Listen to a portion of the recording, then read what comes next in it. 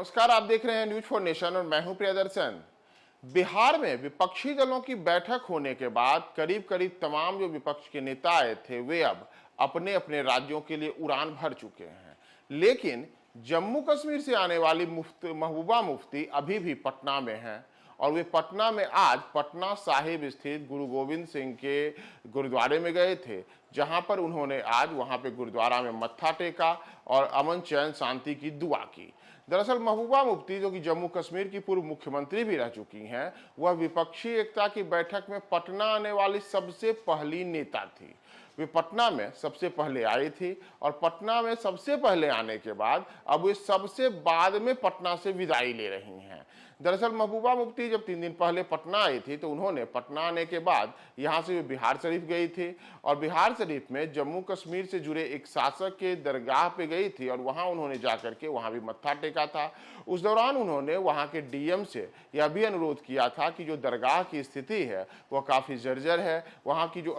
एक तरीके से अनियमितताएं और अव्यवस्थाएं थे उन सब को लेकर के डीएम से अनुरोध किया था कि आप इसे ठीक कराइए और मैं इस बारे में बिहार के मुख्यमंत्री नीतीश कुमार से भी बात करूंगी। तो दरगाह पर जाने के बाद अब महबूबा मुफ्ती गुरु गोविंद सिंह के गुरुद्वारे में भी गई हैं। पटना सिटी स्थित गुरुद्वारे में वो आज सुबह सुबह पहुंची थी। वहां उनका सिटी के गुरुद्वारे में पहुंचने के बाद जो गुरुद्वारा प्रबंधक समिति के लोग हैं उनके द्वारा उनका स्वागत किया गया। उन्होंने वहां मत्था टेका और अमन चैन शांति की दुआ की। इसके अतिरिक्त उन्होंने यह भी कहा कि जो गुरु गोविंद सिंह ने अपने जीवन काल में शांति, अमन, भाईचारे के लिए तमाम तरीके के प्रयास किए थे, वह हमेशा उनकी समर्थक रही हैं और जम्मू कश्मीर में बड़े स्तर पर सिख लोगों शुरू से ही रहे हैं और सिख के लोगों के साथ उनका लंबा जुड़ाव रहा है। चाहे उनके मुख्यमंत्री काल के दौरान जम्मू कश्मीर में रहने के दौरान जब वहाँ पे जो सिख बिरादरी के लोग थे उनके कल्याण के लिए कई प्रकार की योजनाएं चलाई गई और उनका शुरू से ही, चाहे वह अमृतसर का गुरुद्वारा हो, चाहे फिर उत्तर भारत के कई अन्य गुरुद्वारे हों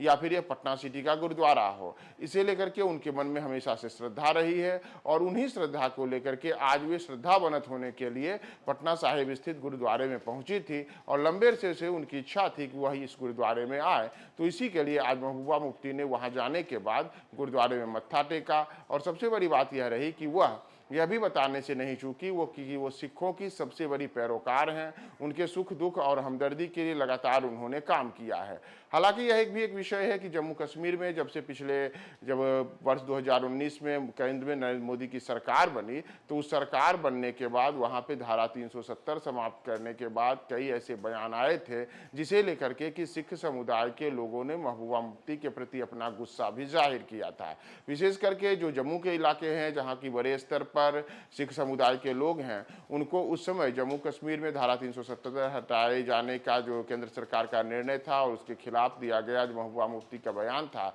इसे लेकर के विरोध भी जताया गया था। तो अब माना जा रहा है कि जो अगले वर्ष लोकसभा का चुनाव है उस लोकसभा के चुनाव में महबूबा मुफ्ती खुद या उनके दल के जो अलग अलग नेता हैं वे जम्मू कश्मीर के विभिन्न लोकसभा क्षेत्रों से चुनाव लड़ सकते हैं। तो ऐसे में उन चुनावों में सबसे अपना समर्थन हासिल करने के लिए, विशेषकर सिख समुदाय का समर्थन हासिल करने के लिए एक बड़ा संदेश देने के मकसद से पटना साहिब के गुरुद्वारे में आज महबूबा मुफ्ती पहुंची थी और उन्होंने वहां आकर के अमन चैन भाईचारे की तमाम तरीके की बातें की। तो माना जा रहा है कि उनका आज गुरुद्वारा आने का जो कार्यक्रम था इसका दूरगामी एक तरीके से यह रहा कि वे वर्ष 2024 के लोकसभा चुनाव के पहले बिहार के माफिक जम्मू कश्मीर के सिखों के बीच में एक संदेश देना चाहती हैं कि हम आपके साथ हैं और इसी के लिए हम गुरुद्वारे भी जाते हैं।